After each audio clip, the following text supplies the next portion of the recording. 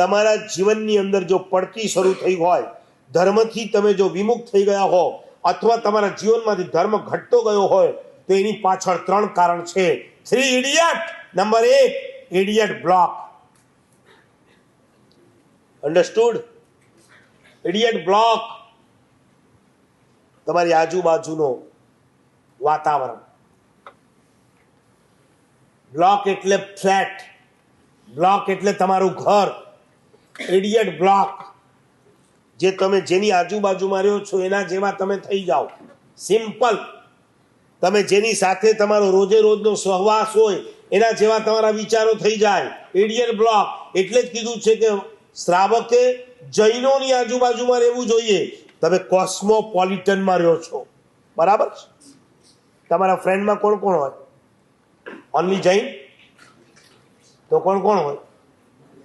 Non Jain હોય કે ના હોય? હોય જ. ક્રિશ્ચિયન હોય, મુસ્લિમ હોય, સિંધી હોય, હિન્દુ હોય, પટેલ હોય, બધા જ. અને શું પ્રોબ્લેમ આવે છે ને હું તમને આગળ સમજાવીશ. જેને ને તેને તમે બનાવતા જ ગયા, ફ્રેન્ડ બનાવતા જ ગયા. પ્રોબ્લેમ એટલા બધા આવે છે, પછી અમને પૂછવા આવે, મારા સાહેબ એ આપણી સાથે આપણા દેરાસરે આવે છે તો એની સાથે અમારે લાલબાગચા રાજાના દર્શન કરવા જવાય કે ના જવાય? લાલબાગચા રાજા આપણા ભગવાન છે, એમના ભગવાન છે, આપણો એનો વિરોધ નથી.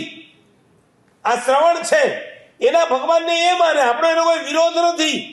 આપણે આપણા ભગવાનને માનીએ, એ એના ભગવાનને માને. પણ તમે જેની ને તેની સાથે મૈત્રી કરવાની શરૂ કરી, એના પ્રોબ્લેમ આગળ જતા એ આવ્યા કે જેને તમે ફ્રેન્ડ બનાવ્યા છે અથવા જેને તમે તમારા ફિયાન્સ બનાવ્યા છે, આવતા 2-5 વર્ષની અંદર પછી મેરેજ પણ કરવાનું શક્ય બની જાય. પછી એટલા પ્રોબ્લેમ જેની કોઈ સીમા નથી.